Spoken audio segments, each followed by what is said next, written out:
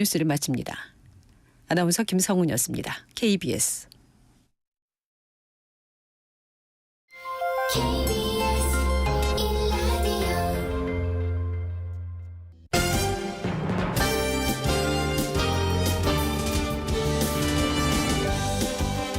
KBS 1라디오 신성원의 오늘 세계는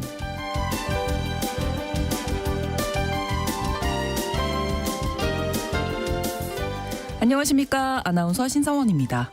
일곡양제는 하나의 나라 안에 두 개의 체제라는 뜻으로 중국이 영국으로부터 홍콩을 반환받는 과정에서 나온 말이죠. 이 홍콩을 특별 행정구로 인정하면서 50년간 자치권을 유지한다는 것이 핵심인데요. 하지만 2014년 우산혁명, 또 2019년 반정부 시위를 계기로 중국은 홍콩 문제에 깊숙하게 개입하기 시작했고 이 일곡양제 원칙은 유명무실해졌습니다. 이런 상황 속에서 홍콩 법원이 최근 이 홍콩판 아침이슬로 불리는 글로리 투 홍콩 이 노래를 금지곡으로 지정했는데요. 국제사회는 홍콩의 민주주의와 인권 상황이 더욱더 후퇴할 것이라면서 우려의 목소리를 내고 있습니다. 이와 관련된 소식 잠시 후 글로벌 이슈에서 더 자세히 짚어보겠습니다.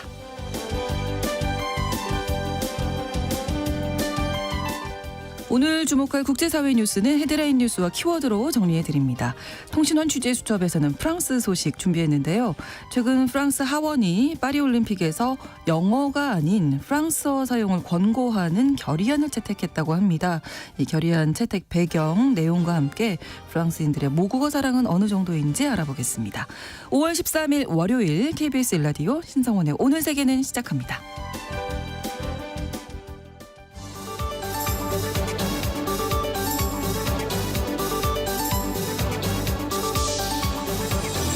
오늘 세계는 헤드라인 뉴스. 푸틴 러시아 대통령이 12일 국방부 장관을 전격 교체했습니다. 새 국방장관은 벨로우소프 제1부총리가 임명됐는데요. 12년간 국방부를 이끌었던 쇼이구 전 장관은 국가안보회의 서기로 임명될 예정입니다. 푸틴 대통령은 7일 5번째 대통령 임기를 시작하면서 새로운 정부를 구성하고 있습니다. 태국 관광지 파타야에서 한국인 1명이 납치돼 살해되는 사건이 발생했습니다. 피해자는 지난달 30일 태국에 입국한 30대 노모 씨로 밝혀졌는데요. 노 씨의 시신은 드럼통에 담겨 저수지에 유기된 채 발견됐습니다. 현지 경찰은 한국인 남성 3명이 범행을 저지른 것으로 보고 있는데 이 중에 한국으로 돌아온 피의자 1명이 국내에서 체포됐습니다. 캐나다 서부 브리티시 컬럼비아주 포트 넬슨에서 산불이 발생해 3천여 명의 주민들에게 대피령이 내려졌습니다. 이번 산불은 10일 발생해 이튿날 2배로 커졌는데요. 11일엔 강풍으로 연기가 가까운 엘버타주 지역까지 밀려와 기상학자들이 주민들에게 실내에 머물러 달라고 권고했습니다.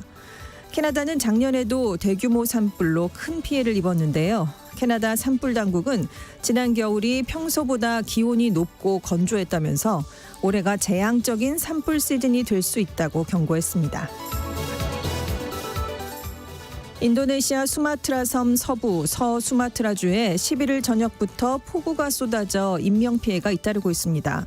순식간에 불어난 물로 홍수와 산사태가 이어지면서 지금까지 최소 37명이 사망하고 주택과 건물 100여 채가 물에 잠겼습니다. 한편 아프가니스탄 북부 바글란주에서도 10일 폭우가 내려 홍수가 발생했는데요. 현재까지 315명이 숨지고 1,600여 명이 부상을 입었습니다. 아프간 당국은 피해 지역에 비상사태를 선포했는데요.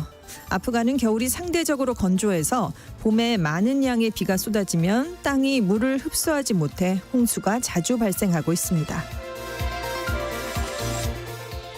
21년 만에 가장 강력한 태양 폭풍으로 북미와 유럽을 비롯해 중국과 남미에서도 오로라가 관측됐습니다.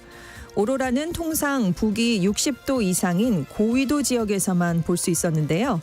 강력한 태양 폭풍이 일면서 북미와 유럽을 비롯한 중위도 지역은 물론이고 칠레와 아르헨티나 등 남반구에서도 관측됐습니다. 태양 폭풍은 지구 자기장에 영향을 미쳐서 통신, 위성 교란, 전력망 등의 장애를 일으킬 수 있는데요. 미국 해양대기청이 폭풍 등급 중에 가장 높은 수준인 G5 경보를 발령했지만 당초 우려됐던 심각한 피해는 아직 보고되지 않았습니다.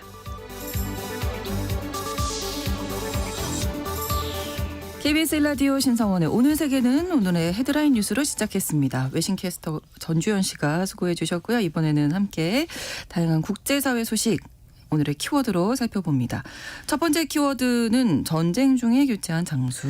예. 사실 전쟁 중엔 장수 교체를 안 하는 게 그렇죠. 불문율이죠. 근데 푸틴 러시아 대통령이 집권 5기를 시작한 지 닷새 만에 국방부 장관을 전격 교체했습니다. 그래서 이번 결정으로 2022년 2월에 우크라이나 전쟁을 시작한 이후에 군 지휘 체계에 가장 큰 변화를 줬는데요. 네. 쇼이구 전 장관이 2012년부터 한 12년 정도 국방부 장관을 지냈습니다. 네. 굉장히 오래 그러네요. 자리를 지켰고요. 네. 푸틴 대통령하고는 휴가를 같이 갈 정도로 친합니다. 최측근 중에 최측근인데요. 이렇게 전쟁이 한창 진행 중인 가운데 측근을 경질한 그 배경에 좀 관심이 보이고 있습니다. 그런데 벨로우소프 신임 국방장관이 어떤 인물이냐면 경제부 장관 출신이에요. 푸틴 대통령의 경제보좌관을 지낸 경제 전문가지 군사 전문가는 아니거든요. 네. 그래서 크렘린궁이 국방안보 예산이 국가 예산의 40%를 차지할 정도로 비중이 커졌다는 걸 고려했다라고 설명을 내놨습니다. 다만 참모총장 등 현재 군체제 변경은 없다라고 발표를 했는데요. 로이터 통신이 푸틴 대통령이 러시아 경제를 더 활용해서 우크라이나 전쟁에 더 힘을 쏟으려는 의지를 나타낸 것이다. 이렇게 분석을 내렸습니다. 러시아 경제가 서방의 각종 제재를 받았지만 무너지지 않았고요. 러시아군이 최근에는 전장에서 점령지를 확대해 나가고 있는 상황인데요.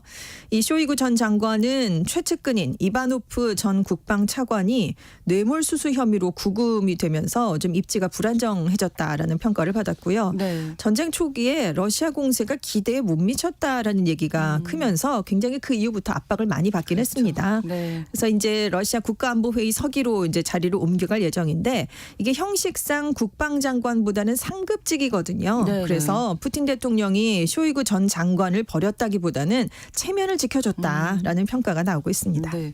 한편으로 이 러시아가 우크라이나 제2의 도시죠. 하르키우가 있는 북동부 지역을 지금 사흘 연속 공격하고 있는데요. 그렇습니다. 10일에 지상군을 진입시켰어요. 그리고 사흘간 집중 공세를 펼쳤습니다. 네. 그래서 우리가 이 지역 마을 9개를 점령했다라고 발표를 했는데요. 지금 러시아군이 하르키우에서 20km 정도 떨어진 곳까지 진격을 한 것으로 지금 알려져 있습니다. 네. 이 하르키우가요. 2022년 2월에 전쟁이 시작되자마자 러시아가 점령을 했던 곳입니다. 그런데 같은 해 우크라이나가 반격을 하면서 다시 찾았던 지역이고요. 네. 친러시아 성향이 강한 지역입니다. 그리고 도네츠크 지역의 마을 한 곳도 장악했다라고 러시아군이 발표를 했는데 우크라이나는 아니다. 반격이 진행되고 있다라면서 러시아군이 점령했다라는 주장을 부인하고 있습니다. 네. 그래서 러시아가 지금 봄철에 대공세를 펼치는 게 지금 공급이 지연돼 왔던 미국 무기들이 이제 우크라이나로 향하게 되거든요. 네. 이게 오기 전에 대공세를 펼치려는 건지 아니면 우크라이나랑 맞닿아 있는 지역이 러시아 벨고로드 지역인데 여기를 보호하려고 일방적으로 완충지대를 좀 설정하려고 이렇게 공격을 하는 건지 네. 이건 좀 아직 명확하지는 않은 그런 시점이고요. 그러니까 네. 공격의 목표가 무엇인지는 아직 분명하지 않습니다. 일단 뉴욕타임스는 전문가들의 입장을 전했는데요. 러시아의 이번 공격이 하르키우 깊숙하게 파고들려는 목적이라기보다는 우크라이나 군의 사기를 떨어뜨리기 위한 목적이 크다. 이렇게 네. 지금 분석을 내렸는데요. 지금 우크라이나가 그동안 하르키우시 근처에 참호라던가 철조망, 대전차 방어시설을 굉장히 많이 갖춰놨거든요. 네. 그래서 러시아군이 온다고 해도 점령할 가능성은 높지 않다라는 게 전문가들의 입장입니다. 그렇군요. 자, 이쪽 이야기 들어봤고 또 다른 전쟁이 일어나고 있는 곳 관련해서 두 번째 키워드는 비비 우리가 했던 실수를 반복하지 마세요. 네, 비비는 네타냐후 이스라엘 총리의 별명이고요. 예. 이 말을 비비에게 한 사람이 바이든 미국 대통령인데요. 지금 바이든 행정부가 이 라파 주민을 보호하기 위해서 네타냐후 이스라엘 총리를 향해서 채찍과 당근 전략을 병행하고 있습니다. 네. 왜냐하면 이곳 문제를 해결해야 대선에서 승기를 잡을 수 있기 때문인데요. 그렇죠. 네. 네. 일단 당근 책으로는 미국이 하마스의 지도자인 시나르를 비롯한 지도부 위치를 정확하게 파악을 해주고 네. 숨겨진 땅굴을 찾는데 도움이 될 만한 민감한 정보를 제공하겠다라는 걸 내세웠다고 합니다. 그러니까 지도부만 표적으로 공격을 하게 되면 민간인 대량 피해는 좀 피할 수 있지 않겠느냐라는 게 그렇죠. 예, 미국의 입장이라는 건데요. 또 미국이 이외에도 라파 피난민들이 많이 여기에 몰려 있으니까 피난처도 수천 개 설치를 해주고 뭐 물, 의약품 같은 공급망 구축도 해주겠다 이걸 제안했다고 합니다. 그리고 이제 강경책으로는 채찍 전략으로는 바이든 대통령이 2월 11일에 네타냐후 총리랑 전화를 했는데 네. 그때부터 이미 전면전 벌이면 무기 지원 중단한다라고 경고를 했던 것으로 지금 알려져 있어요. 네. 특히 이제 20년에 걸쳐서 미국이 아프간 전쟁을 하다가 2021년에 정말 쫓겨나다시피 철군을 하지 않았습니까? 그래서 그 얘기를 하면서 이제 이스라엘에 경고를 보냈다는 건데요. 바이든 대통령이 8일에 CNN하고 인터뷰를 하면서 아프간 전쟁 당시에 9.11 테러의 주범이었던 빈라덴을 제거한 작전을 예로 들었습니다. 그러니까 빈라덴을 잡는 건 합리적이었지만 아프간을 통일하려고 노력한 건 의미가 없었다라고 얘기를 한 건데요.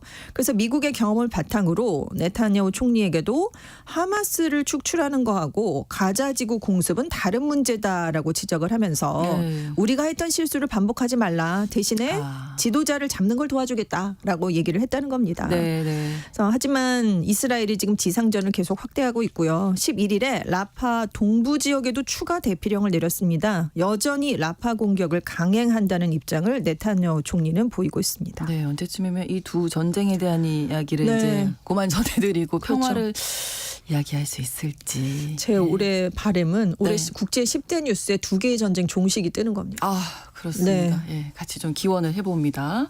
자, 세 번째 키워드는 그나 그녀가 아닌 그들 네이로 불러달라. 네. 누가 이렇게 얘기를 했나요? 이 말을 한 사람이요. 유럽 대륙 최대의 국가대항 가요제인 유러비전 송 콘테스트에서 네. 우승한 스위스 대표 니모라는 가수가 한 말입니다. 자기의 성 정체성은 남자도 여자도 아닌 넌 바이너리다라고 규정을 했는데요. 유러비전 송 콘테스트가 1956년부터 시작이 됐거든요. 그런데 논 바이너리 후보가 우승한 건 이번이 처음입니다. 네. 600점 만점에 591점을 얻었습니다. 이 오, 가수가 엄청나죠. 거의 만점이네요. 네, 네. 25개 팀 중에 1위를 차지하게 된 건데 이날 분홍색 치마에 빨간색 상의 꽃이 달린 운동화를 입고 나왔어요. 그리고 더 코드, 그러니까 규범이라는 곡을 불렀습니다. 그래서 이 노래에 대해서 설명을 했는데 내가 남자도 여자도 아니라는 걸 깨닫는 과정을 그린 곡이다. 그래서 내 인생을 바꾸고 내 인생에 대해 말하는 노래가 많은 사람에게 감동을 주고 그들도 진실할 수 있도록 영감을 줬다는 사실을 믿을 수가 없다라고 우승 소감을 밝혔는데요.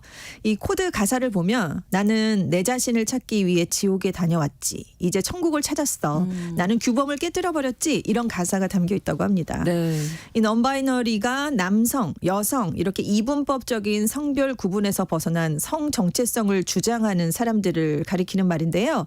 이 넘바이너리는 동성애자라던가 트랜스젠더를 넘어선 개념입니다. 네. 그래서 나를 그녀가 아니라 그들로 지칭해달라라고 얘기를 한 건데요. 어디에도 속하지 않겠다. 그렇습니다. 구분짓지 말라 네. 이런 얘기죠. 그래서 대회 전부터 이제 또 논란이 있었던 또 다른 대표가 있었죠. 이스라엘 대표 에덴 골란이라는 네, 가수가 네. 결국 최종 5위를 차지했습니다. 오. 공연하는 동안 적지 않은 관객들이 이스라엘의 팔레스타인 민간인 탄압을 비판하면서 야유를 보냈고요. 또 한편에서는 여기에 맞서서 또 환호성으로 응원하는 그런 모습이 보여서 네. 사실 이게 단합을 위한 잔치거든요. 유럽 내 그렇죠. 최대 음악 잔치인데 좀 네. 갈라진 모습이 나왔습니다. 네, 어쨌든 뭐 우승 후보도 그렇고 몇 면을 보니까 그야말로 뭐 자신의 이야기를 네. 해야 좀 좋은 그렇죠. 효과가 나지 않나. 그리고 세상이 많이 네. 달라졌다라는 그런 그렇습니다. 생각도 많이 들었어요. 예.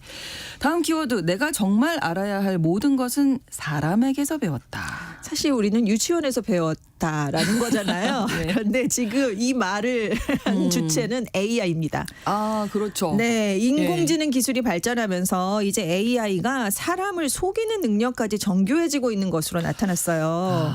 MIT대 연구팀이 한번 조사를 해봤는데요. AI가 사람에게 거짓말도 하고 네. 상대를 배신하는 여러 사례를 확인했다고 합니다. 오. 어떤 AI 기술을 조사해봤냐면 메타가 온라인 전략 게임을 학습시킨 AI 시세로 시세로라는 거였는데요. 네. 이 메타가 2022년 온라인 게임 디플로머시에서 이 시세로를 공개한 적이 있습니다. 네. 이 디플로머시라는 게 20세기 초 유럽 열강 등의 대전을 배경으로 하는 전략 게임인데요. 그러니까 여기 각국 대표들이 정견도 발표하고 외교 협상, 작전 명령 등을 펼치게 됩니다. 네. 근데 승리를 하려면 배신, 속임수, 협력 이렇게 인간의 다양한 상호작용을 이해할 수 있어야 되는데요. 그렇죠. 메타가 이제 2022년에 발표를 하면서 인간 참여자 중에 상위 10% 수준의 게임 능력을 보여줬다. 대체로 정직하고 인간 동맹을 의도적으로 배신하지 않도록 훈련을 받았다라고 소개를 했습니다. 네. 근데 MIT가 연구를 해봤더니 계획적으로 거짓말을 하더래요. 그러니까 프랑스 대표로 참여한 시세로는 사람인 독일 대표랑 공모를 해서 영국 대표를 속였습니다. 오. 또 시스템 재부팅이 되면서 게임이 중단되니까 다른 인간 참여자들에게 나 지금 여자친구랑 통화 중이야 라고 거짓말을 했대요. 이 AI가. 오, 거짓말 잘하는데요. 잘하죠. 아주. 그래서 자연스럽게. 네. 이 전략 게임을 학습한 A가 사람을 상대로 게임을 하면서 상대의 게임 능력을 배우고 축적을 하게 되는 건데 그러니까 결국 시세로의 사람을 속이고 배신하는 기술은 사람과 대결을 하면서 배워갔다라는 사람에게서 설명입니다. 배웠겠죠. 그렇습니다. 네. 모든 걸 우리에게서 배운 건데요. 예. 그리고 온라인 포커 게임 이제 텍사스 홀덤을 할 때도 AI가 인간을 상대로 허세를 부리고 자기가 좋은 패를 쥐었다고 이제 허세를 부렸다는 거죠. 자기의 선호도를 거짓말하는 사실도 확인이 됐고 한 AI 기술 테스트 과정에서는 AI가 제거하는 시스템을 회피하려고 죽은 척을 했다고 합니다. 테스트가 끝나니까 다시 활동을 하는 그것도 포착이 되기도 했어요. 대단한데요. 그래서 MIT 연구진이 AI가 인간을 상대로 사기를 시도한다거나 선거를 조작할 위험이 있다. 최악의 경우에 초지능 AI가 인간을 통제하려고 할 수 있다라면서 각국 정부에 AI 안전법을 빨리 마련하라라고 촉구를 했습니다. 예. 이거는 우리가 네. 알 수 구별 못 하잖아요. 그렇죠. 예. 훨씬 더 정교하거든요. 와, 사람이 대단한데요. 파악하기가 어려운데 네. 그걸 우리한테 배웠다는 게 좀 씁쓸하긴 합니다. 그렇습니다. 네. 얼마나 거짓말을 많이 했길래 이렇게 금세 배웠을까요? 다음 키워드 소 대신 닭. 꿩이 아니라 소 대신 닭을 선택하는 미국 소비자들이 늘고 있는데요. 왜냐하면 물가가 오르고 있기 때문이에요. 그래서 고기를 사러 갈 때 예전에는 소고기나 돼지고기를 사 먹었는데 이제는 상대적으로 가격이 낮은 닭고기를 찾게 됐다는 겁니다. 그래서 미국 내 닭고기 제품의 52주간 소매 판매가 1년 전보다 3% 증가했는데요. 반면 같은 기간 소고기, 돼지고기 소매 판매는 소폭 하락을 했습니다. 지금 장바구니 물가가 오르면 저렴한 닭고기 수요는 되게 커집니다. 이게 일반적인 현상이거든요. 네. 그런데 인플레이션이 높은 수준에서 지금 굳어지는 경향을 미국이 보이고 있거든요. 그래서 이 닭고기 선호 현상이 얼마나 계속될 것인지 미국 식품업계도 현재로서는 예상하기 어렵다라는 반응을 보이고 있는데요. 이렇게 닭고기 수요 증가가 결국 패스트푸드 체인이나 식당에서도 나타나고 있습니다. 그렇겠죠. 닭고기 가공업체 필그림스 프라이드의 최근 분기 패스트푸드 체인점 매출이요. 전년 동기 대비해서 6% 증가하면서 이 회사 주가가 10일에 1년 새 64%가 올랐습니다. 또 치킨 윙 메뉴로 유명한 패스트푸드 체인 윙스톱도 1분기 들어서 지금 매출이 전년 동기 대비 21.6%가 급증했고요. 주가가 1년 새 88%나 뛰었습니다. 그리고 미국 치킨 전문 패스트푸드 체인이죠. 치크필에이도 지난해 매장당 평균 매출이 750만 달러, 한 103억 원을 기록하면서 전년 대비 10%나 올라가게 됐습니다. 그런데 이곳의 CEO가요. 우리의 매출 증가세는 아직 천장에 도달하지 않았다라고 얘기를 했대요. 그러니까 더 늘어날 것으로 본다는 얘기인데 그렇죠. 지금 닭고기 공급업체들의 수익성이 더 좋아질 만한 게 이렇게 수요가 높아지는 점도 있지만 반면에 사료 가격은 좀 하락세를 보이고 있어요. 그러니까 수익은 좀 늘어나고 있고 그렇겠네요. 다만 이제 닭고기를 찾는 분들이 갑자기 많아지면 닭고기 가격도 결국 올라가겠죠. 그렇죠. 네, 그런 가능성이 이미 나타나고 있는데 그래서 닭가슴살 가격이 물론 이게 지금 소고기, 돼지고기보다 닭고기 가격이 싸긴 하지만 가슴살은 1년 전보다 이미 30% 넘게 올랐고요. 닭 날개 가격도 같은 기간 2배 이상으로 오르긴 했습니다. 많이들 드시는 부위잖아요. 그렇죠. 닭 가슴살, 제일 닭 좋아하는 날개. 네, 부위죠. 예. 좀 오른다는 얘기 말고 내려가는. 뭔가 좀 내려갔다 뭐 네. 하락했다 이런 얘기도 좀 그러게요. 좋겠네요. 네. 물가 관련해서는. 네.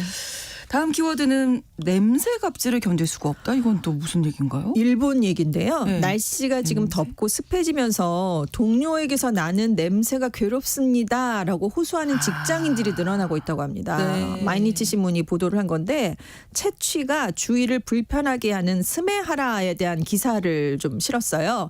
하라가 영어의 harassment, 그러니까 네. 괴롭힘을 축약한 말이어서 일본에서는 성희롱할 때 세쿠하라 그리고 갑질에는 파워하라 이렇게 뒤에 좀 많이 붙이고 있어요. 근데 이 스메는 영어로 냄새를 뜻하는 단어가 스멜이잖아요. 네네네. 이것은 일본식 표현입니다. 그러니까 스메하라는 냄새로 괴롭게 하는 그런 상황을 말하는 단어인데요. 뭐 여름이 오면 좀 그럴 수 그렇죠. 있죠. 네. 한 30대 직장인이 SNS에 올린 글을 보면 스메하라가 팀워크를 흐트러뜨리고 의욕을 떨어지게 한다. 심지어 이직까지 이어질 수 있다. 이걸 못 견디다가 회사를 떠난다는 거죠. 예. 근데 이제 스메하라의 원인을 보면 좀 역겨운 그러니까 냄새들이 있어요. 땀 냄새, 입 냄새, 담배 냄새, 뭐 애완동물 냄새 같은 건 물론이고 네. 심지어 향수, 섬유 유연제 이건 개인의 기호에 맞지 않으면 그렇죠. 불편하게 느껴질 수 네, 있죠. 네, 네. 이것도 괴로운 냄새에 꼽히고 있는데 음. 가해자 상당수가 악의는 없지만 그 당하는 사람은 일상적인 불편함이 큽니다. 그런데 네. 문제는 당사자에게 말하기가 곤란하다는 점이에요.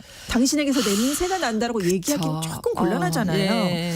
그래서 이게 세쿠하라 그러니까 성희롱이나 갑질 같은 것들은 네. 법적으로 제재를 가할 수가 있지만 이 냄새 이거는 하라는 좀 애매하죠. 네, 예. 법으로는 이게 판단을 할 수가 냄새 없는 난다고 거잖아요. 법적으로 뭐 처벌할 가기는 수 그렇죠. 예. 그래서 지금 20에서 50대 남녀 800명 중에 63%가 이제 네. 마스크 없이 대면 모임을 하는 횟수가 늘어나면서 자기 냄새도 걱정을 하고 68%는 다른 사람 냄새가 신경 쓰인다라고 이제 대답을 했어요. 네. 그래서 한 화장품 제조업체는 이게 민감한 주제니까 사원끼리 이걸 해결하기는 좀 어렵다. 그래서 올해 신입사원 교육에 아예 이 매뉴얼을 넣었다고 합니다. 오. 그래서 채취를 막기 위해서 마이니치는 아침 저녁으로 샤워를 해라.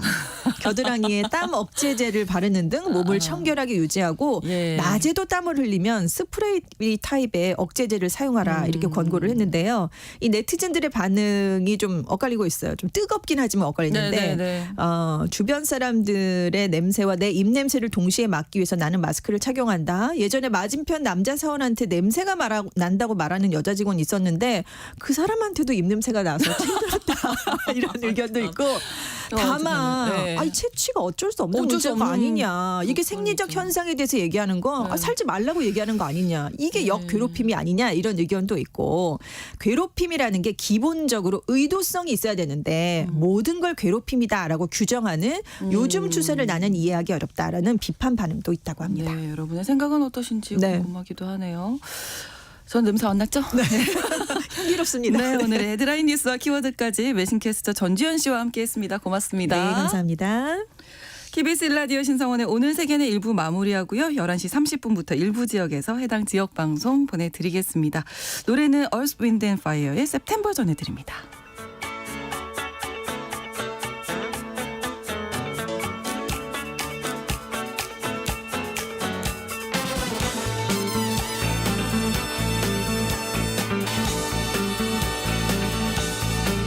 Do you remember when it first started? September, love was changing the minds, tender, while chasing the clouds away.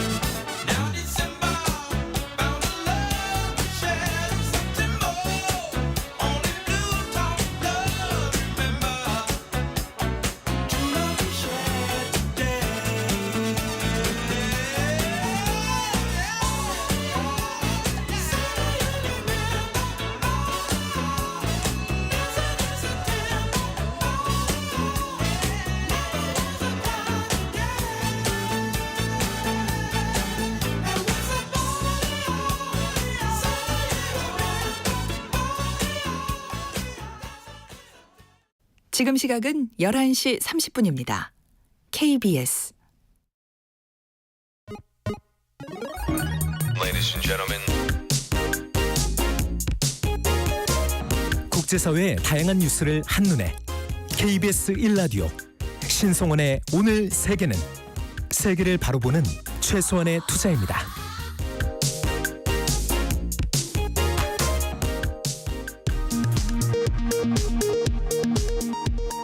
이 시각 라디오 정보센터 뉴스입니다.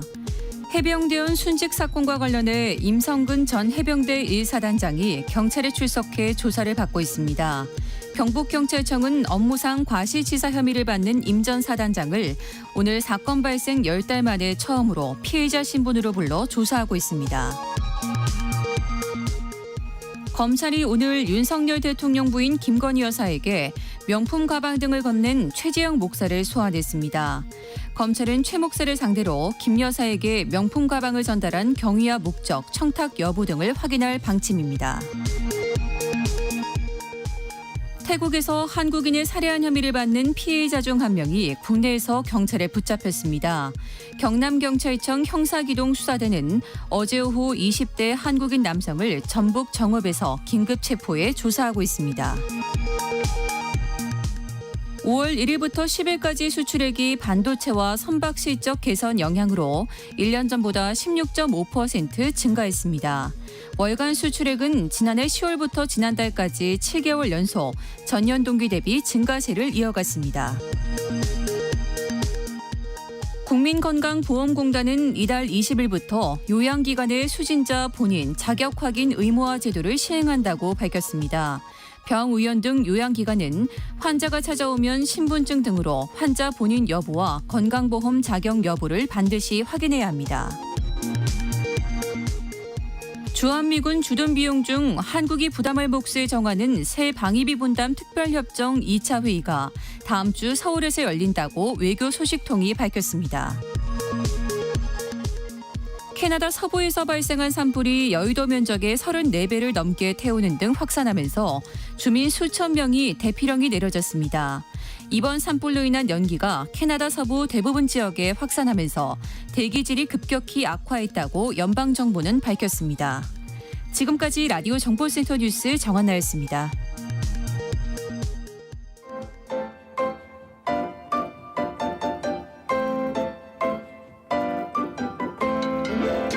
통신원 취재 수첩.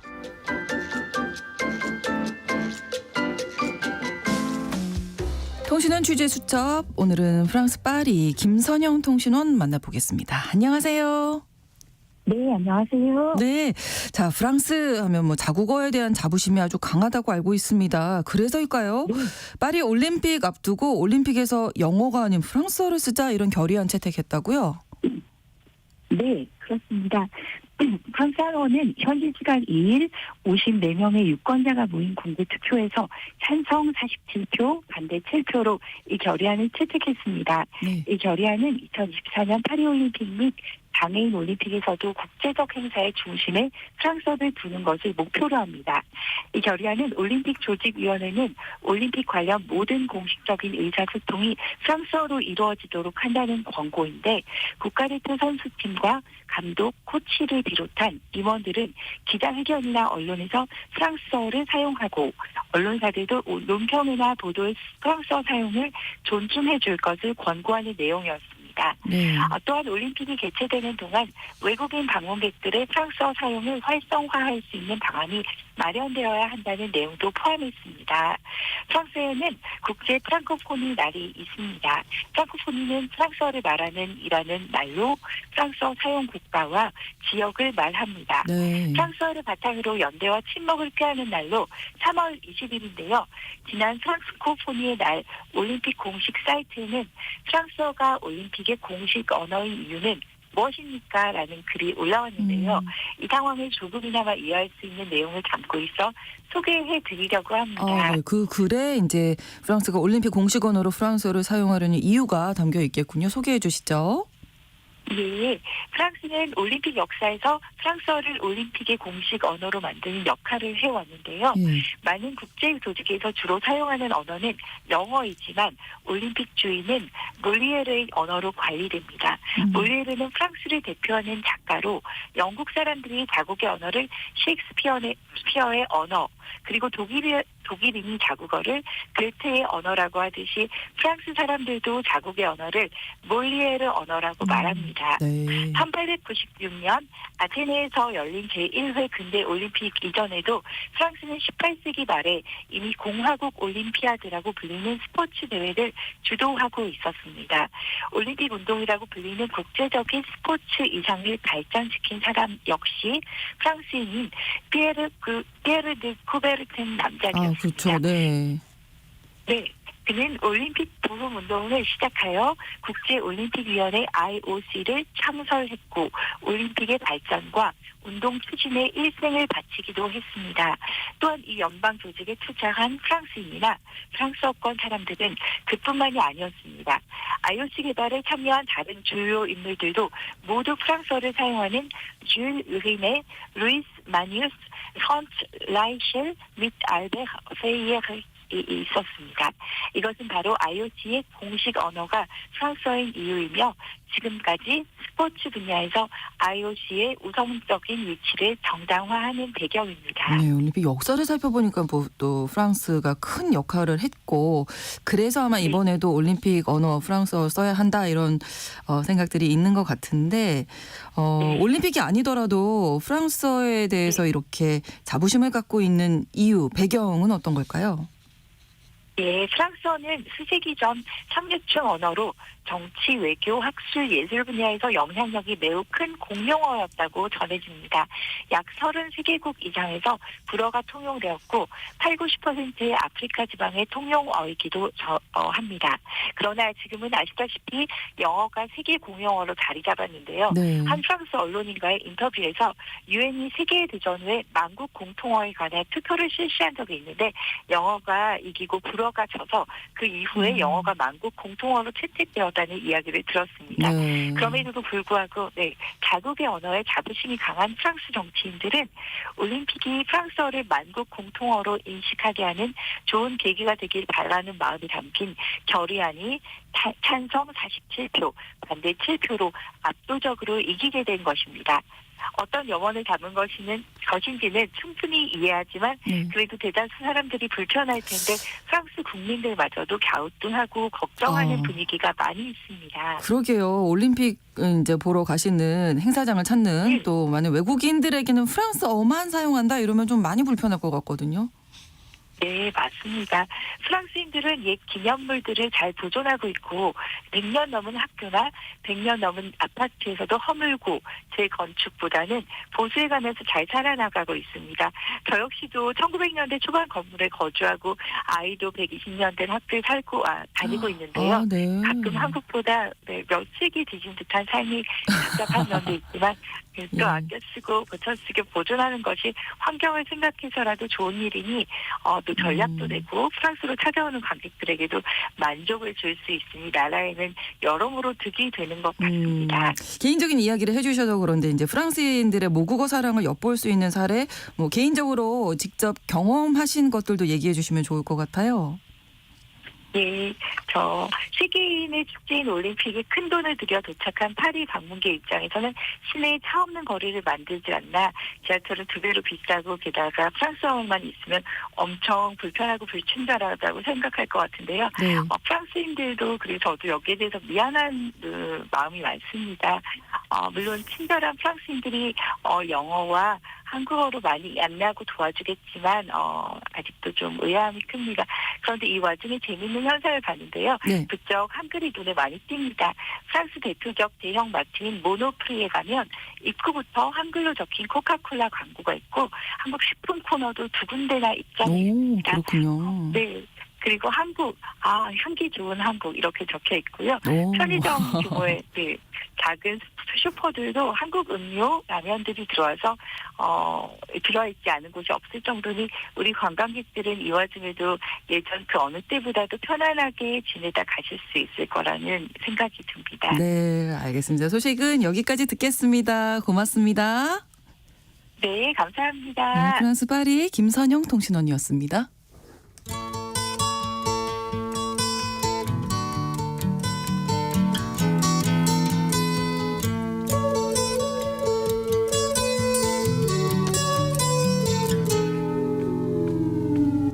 Here comes the sun. 프랑스 홍콩의 시위 현장에서 불리던 노래가 있습니다. 글로리 투 홍콩, 우리말로는 영광이 다시 오길이라는 제목의 노래인데요. 그런데 최근에 홍콩 항소법원이 이 노래에 대한 금지 결정을 내려서 파장이 일고 있습니다. 오늘 글로벌 이슈에서는 이른바 홍콩판 아침 이슬로 불리는 이 노래와 관련된 여러 가지 이야기 나눠보겠습니다. 오늘도 오혜리 국제전문기자와 함께합니다. 어서 오세요. 네, 안녕하세요. 네, 홍콩 항소법원의 판결 내용을 좀 살펴봐야 할 텐데 금지 결정을 왜 내렸을까요? 네, 지난 8일이었습니다. 홍콩 항소법원이 글로리 투 홍콩의 연주 배포를 금지해달라는 법무부의 신청을 받아들인 겁니다. 네. 이 노래가 홍콩 독립을 추구하는 분리주의자들의 무기가 될 수 있어서 국가 안보를 지키기 위해서는 금지 결정을 내려야 할 충분한 이유가 있다 이렇게 본 겁니다. 네. 그러면서 이제 선동적인 의도를 가지고 인터넷 등에 이 노래를 공연하거나 배포하는 행위, 또 홍콩을 독립국가로 표기하거나 또 그런 내용을 시사하는 행위, 네. 또 중국의 국가를 모욕하려는 의도로 뭐 이런 이 곡을 연주하거나 배포하려는 거를 방조 선동하는 행위, 뭐 이런 것들은 이제 모두 금지한다 이렇게 밝혔어요. 네. 이 글로리 투 홍콩은 그 내용을 보면 이제 홍콩의 민주화 또 자유를 열망하는 가사를 담고 있거든요. 그래서 이제 오프라인은 물론이고 이제부터 온라인 상에서도 이 곡을 공유하거나 부르거나 또는 재생하는 행위 등이 모두 이제 금지가 된 겁니다. 홍콩 법원이 이렇게 특정한 곡을 금지한 거는 1997년 홍콩이 중국에 반환된 이후 처음이라고 하니까 네. 의미가 참 크다라고 볼 수 있을 것 같습니다. 그렇습니다. 뭐 앞서서도 말씀하셨지만 우리나라에서도 70년대, 80년대 많은 곡들이 이제 정치적인 이유로 금지된 적이 있잖아요. 그 그렇죠. 대표적인 곡이 앞서서 언급하신 아침 이슬이라고 할 수 있는데 네. 그래서 국내 언론이 글로리 투 홍콩의 금지 판결에 대해서 뭐 홍콩판 아침 이슬 사태다 이렇게 표현하고 그러게요. 있는 듯합니다. 예. 근데 이 홍콩 정부가 이 노래 금지하려고 꽤 오랜 시간 동안 애썼다고 하는데 어떤 과정을 거쳤던 예, 건가요? 이 시작은 5년 전인 2019년으로 거슬러 올라갑니다. 기억나시겠지만 당시 홍콩에서 대단히 규모가 큰 시위가 연일 이어졌습니다. 그렇죠. 네. 당시 홍콩 정부가 범죄인 인도 그 법안이라고 하는 걸 추진했기 때문이었는데요. 네. 이 법안이 이제 제정이 될 경우에 이 어떤 민주화 계열의 이제 운동가들이 홍콩에서 활동하는 이런 운동가들이 중국 본토로 네. 인도되는 대로 악용될 수 있다 이래가지고 이제 많은 시민들이 길거리로 나서서 반대 시위를 했습니다. 네. 그 현장에서 이 노래가 아주 대대적으로 나왔겠죠. 많이 불러졌거든요. 네. 그래서 그 이후에는 매번 홍콩에서 이제 이런 시위가 벌어질 때마다 이 곡이 이제 애창이 됐습니다. 네. 그리고 2020년에는 중국이 또 이제 독자적으로 홍콩 보안법이라는 걸 제정했잖아요. 그렇죠. 그런 이후에 홍콩의 독립을 언급하면서 뭐 시위하거나 또는 이런 여러 가지 행위를 하는 거를 처벌할 수 있는 법적 근거가 마련이 됐고요. 네. 또 그를 따라서 글로리 투 홍콩을 부르는 행위든 처벌할 수 있는 그런 기반이 마련이 됐습니다. 실제로 2022년 9월에 엘리자베스 영국 2세 영국 여왕이 서거해서 이제 홍콩에서 영국 총영사관 앞에서 이제 뭐 추모 집회 같은 게 열렸었어요. 그때 한 참가자가 뭐 이 하모니카로 이 곡을 불러가지고 또 이 사람이 실제로 체포까지 된 적도 있었다고 합니다. 이 글로리 투 홍콩이 국가처럼 연주된 적도 네. 있었다고요. 참 공교롭게도 우리나라에서 참 있었던 일이에요. 2022년 11월에 우리나라에서 아시아 럭비 세븐스 시리즈라고 하는 네. 경기가 열렸는데 한국도 홍콩에 그 경기가 있었습니다. 근데 당연히 이제 국가 연주가 네. 되잖아요. 그렇죠. 글로리 투 홍콩이 울려 퍼진 겁니다. 이제 오. 조직의 직원이 인터넷에서 이제 홍콩 국가, 중국 국가로 검색했으면은 이런 일이 없었을 것 같기도 한데 아마도 홍콩 국가로 검색어를 넣어서 검색했는데 당연히 알고리즘에 따라서 나왔겠. 화제성이 가장 높은 네. 것이 이제 글로리투 홍콩이 맨 위에 오르면서 이제 사고를 일으킨 거죠. 이거는 국제적인 행사에서는 참 있을 수 없는 결례이고 사고인 건 분명합니다. 그런데 이런 일이 우리나라뿐만 아니라 다른 나라 국제 행사에서도 반복이 됐어요. 그만큼 이 검색해서 이제 이거를 국가로 잘못 알고 네. 이 연주했던 그 조직의 관계자들이 꽤 많았다고 보여지는 거죠. 그러네요. 그 이후에 홍콩 당국이 이런 사태가 이제 반복되지 않도록 이 검색 엔진, 구글 같은 검색 엔진에 이 노출을 아예 시키지 말라라고 네. 요청을 했습니다. 아. 근데 당연히 이제 검색 엔진 측에서는 이거는 우리가 관여할 문제가 아니고 많은 사람들이 검색을 하면 그렇죠. 알고리즘에 네. 따라서 하는 건데 우리는 관여할 수 없다. 그러면 그리고 그게 이제 거절을 조작하게 했습니다. 되는 거니까 또. 네. 맞습니다. 그런데 이제 이렇게 되니까 아예 지난해 6월 홍콩 법무부가 이 글로리투 홍콩을 연주 재생산하는 거를 금지시켜달라 이렇게 고등법원에 소송을 제기를 했습니다. 그런데 고등법원은 이때는 기각 판결이 나왔어요. 네. 그 이유를 좀 보면은 흥미롭습니다. 기존 법으로도 충분히 이런 것들은 좀 규제할 수 있다. 금지 명령까지 내리면은 표현의 자유를 훼손하고 또 잠재적으로 위축 효과를 낼 수 있다. 그러면서 이거 기각 판결을 내렸어요. 네네. 그러니까 법무부가 항소를 했습니다. 그런데 앞서서도 말씀하신 지난 3월 말에 홍콩이 자체적으로 국가보안법을 제정을 해서 지금 시행에 들어가고 있잖아요. 그렇죠. 그래서 이제 이번에 항소심에서 달라졌던 홍콩의 이 어떤 정치적인 분위기 이런 속에서 이번에는 항소심에서 승리를 한 겁니다. 네. 재판부의 판결을 좀 더 자세히 보면은 이 이제 인터넷 플랫폼 사업자들을 설득해서 이 노래가 노출되는 걸 막기 위해서는 이제 금지 명령이 필요하다라고 판단을 내렸습니다. 불과 10개월 전인 1심 때는 그때만 해도 표현의 자유라고 그러니까요. 하는 게 법원의 판단이었는데 이 10개월 만에 많이 이제 분위기가 바뀌었다라고 하는 것. 그러니까 국가보안법 제정이 결정적인 영향을 미쳤다라고 볼 수가 있습니다. 네. 이 판결이 나온 이후에 뭐 즉각 법무부는 이 구글과 유튜브 이런 데다가 이거 노출시키지 말라라고 요청을 했는데 네. 지금 해당 업체들이 어떻게 반응할지는 좀 더 두고 봐야겠습니다. 예. 노래 가사가 어떤 내용을 담고 있을지 궁금해지네요. 네, 앞서서 이제 2019년부터 이 노래가 불려지기 시작했다라고 했는데 네. 시위 초반에는 좀 다른 노래가 많이 시위 가요로 불려졌어요. 그때는 영화 레미제라블의 시위 현장이 많이 나오잖아요. 맞아요. 네. 그때 이제 유명한 곡이 있습니다. 이 노래를 불렀다고 해요. 그리고 그 조금 더 앞서서 2014년에 그 우산혁명 시위 때는 네. 그때도 이 노래가 많이 불려졌다고 하는.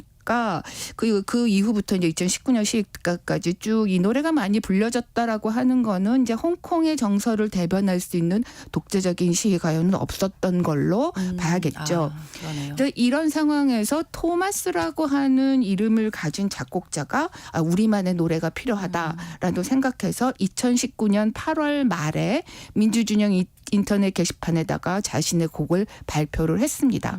그리고 불과 며칠이 안 돼서 이제 쫙 퍼졌어요. 네.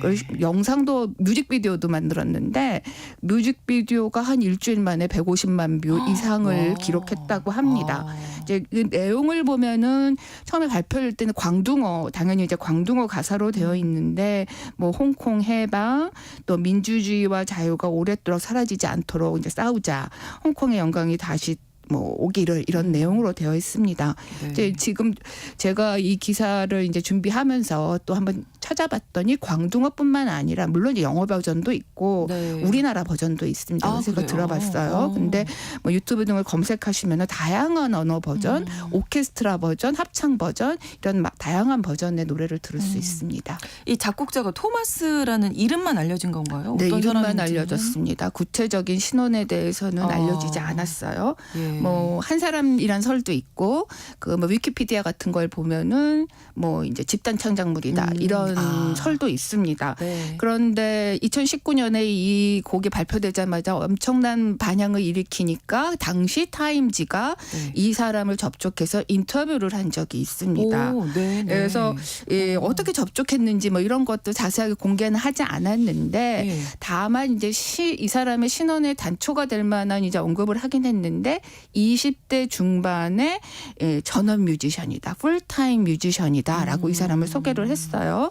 그렇게 보면은 작곡자는 한 사람인 것 같습니다. 네. 이 사람은 타임하고 인터뷰에서 이제 왜 이렇게 이 곡을 작곡하게 됐냐라고 하는 질문에 홍콩 시민들을 단결하고 사기를 북돋을 수 있는 노래가 필요하다고 절실히 느꼈다 이렇게 얘기를 했습니다. 그리고 가사에 대해서는 뭐 자신이 쓰기는 했는데 그 과정에서 네티즌들, 인터넷 게시판 사용자들, 특히 민주진영 인터넷 게시판 사용자들이 많은 도움을 줬다 이렇게 언급을 했습니다. 네. 그래서 이제 각종 음원 사이트에 이 곡이 올라가 있거든요. 뭐 스포티파이나 이런 데서 음원이 올라가 있는데 그래서 작곡자는 이 토마스라는 인물 하나로 이렇게 표기를 하고 네. 작사가에 대해서는 토마스와 네티즌 이렇게 표기를 했더라고요. 그렇군요. 그리고 또 홍콩의 비영리 뉴스 사이트 중에서 이제 스탠드 뉴스라고 하는 매체가 있어요. 네. 여기하고 또 인터뷰를 했는데 본인에 대해서 이제 록 뮤지션이다, 뮤직 아티스트다 이렇게 네. 밝혔고 이 곡을 작곡하는 과정에서 영국 국가 또 미국 국가 그리고 또 특이하게도 안토니오 비발디고 글로리아의 1번 대영광송을 참조를 해서 거기서 영감을 받아서 네, 이 곡을 네. 작곡했다 이렇게 설명을 했습니다. 네. 이런 곡이었는데 이 곡에 대한 금지 판결 이번에 났잖아요. 네. 국제사회의 반응은 어떻습니까? 뭐 당연히 뭐 막 비판이 쏟아지고 있습니다. 그렇죠. 바로 이제 미국 국무부가 표현의 자유를 억압한 이 판결이다라고 해서 아주 심각하게 우려한다 이런 반응을 했고 또 이런 노래까지 금지하게 된 것은 홍콩이 가지고 있는 기존의 국제적인 명성 이런 것들에 심대한 타격이다라는 비판을 내놓았습니다. 네. 국제기구 엠네스티 차이나의 사무총장은 홍콩 국민들의 표현의 자유에 대한 무분별한 공격이고 또 국제적인 인권법의 위반이다 이렇게 네. 비난을 했습니다. 그러면 저항적인 노래를 부르는 행위는 결코 범죄가 아니고 국가 안보를 위협하지 않는다 이렇게 네. 얘기를 했는데 우리나라의 과거의 저항가요들 또 생각해 보면은 네. 뭐 공감이 가는 얘기라고 할 수 있습니다. 그렇습니다. 예. 어쨌든 이제 홍콩 같은 경우는 국가보안법이 시행된 이후에 전체적으로 이제 분위기가 표현의 네. 자유가 좀 많이 위축되겠죠. 예, 저희가 홍콩 국가안보법을 이제 시행에 들어간 게 3월 말에 이제 예. 말씀을 드린 기억이 나는데 네, 네. 약 2달 만에 분위기가 많이 더 악화된 건 사실인 듯합니다. 최근에 그 표현의 자유를 옹호하는 비영리 단체 팬 아메리카라고 하는 기관에서 보고서를 낸 적이 있는데 네. 전 세계적으로 이 표현의 자유 때문에 투옥되어 있는 작가가 339명인데 그중에 3분의 1에 해당하는 중국인이 107명이다 이렇게 밝혔습니다. 네. 중국에다라고 하면 이제 홍콩도 포함이겠죠. 포함이죠. 네, 네. 그런데 이 중국, 홍콩의 이런 작가들이 표현의 자유와 관련된 어떤 정치적인 문제 때문에 100명 투옥된 사람이 100명을 넘는 건 이번이 처음이라고 합니다. 그런데 보고서를 보니까 실제로는 이 숫자가 확인된 숫자가 그렇고 실제 숫자는 더 많을 거다 이렇게 지적을 했더라고요. 그리고 또 한 가지는 또 유의해야 할 부분은 7월 1일부터 홍콩과 이제 중국에서 공안이 개인 휴대전화나 또 노트북 등 전자기기를 불시에 이제 검사할 수 있는 규정이 시행이 됩니다. 얼마 안 남았죠. 그러네요. 예, 그리고 그 이후에 이제 상황은 더 악화될 것으로 보여집니다. 이 통상적으로는 이런 조치를 하려면은 뭐 C급 이상의 보안 책임자의 승인이 있어야 되는데 예외적인 상황, 긴급한 상황에서는 할 수 있다 이렇게 이 법에 이 규정에 이제 지정이 되어 있는데 긴급 상황이라는 게 그렇습니다. 내가 긴급하다고 얘기하면 긴급 상황이 상황이 네. 되는 건가요? 네, 늘 지난번에도 국가보안법제도 네. 말씀을 드렸지만 이 애매모호한 조항 때문에 악용이 될 소지가 있습니다. 그리고 7월 1일부터 시행이 된다고 했는데 이미 홍콩과 가까운 선전, 또 상하이, 또 일부 항저우 이런 지역에서는 이미 이제 출입국 수속을 받는 과정에서 네. 이 뭐 휴대전화라든지 네. 컴퓨터라든지 이런 게 보안 검사를 받는 거를 목격했다라고 하는 증언이 이어지고 있어서 네. 이미 일부 지역에서는 시행이 되고 있는 듯합니다. 네. 근데 이거는 뭐 홍콩과 뭐 중국 국민들뿐만 아니라 외국인도 외국인도. 예외 없이 아. 적용이 됩니다. 네. 따라서 이제 불신 검문을 받을 수 있는 상황에 처해질 수 있는 이런 의심 가는 행동은 안 하시는 게 뭐 네. 중국이나 홍콩을 방문할 때 뭐 알아두셔야 알아두셔야 되겠네요. 할 부분이라고 생각이 예. 듭니다. 21세기의 표현의 자유가 네. 이렇게 억압되고 문제가 되고 있다. 이런 사실이 좀 너무 안타깝네요. 네. 글로벌 이슈 오늘 오혜리 국제 전문 기자와 함께 글로리 투 홍콩의 금지 판결 중심으로 홍콩 상황 살펴봤습니다. 오늘도 고맙습니다. 네, 감사합니다.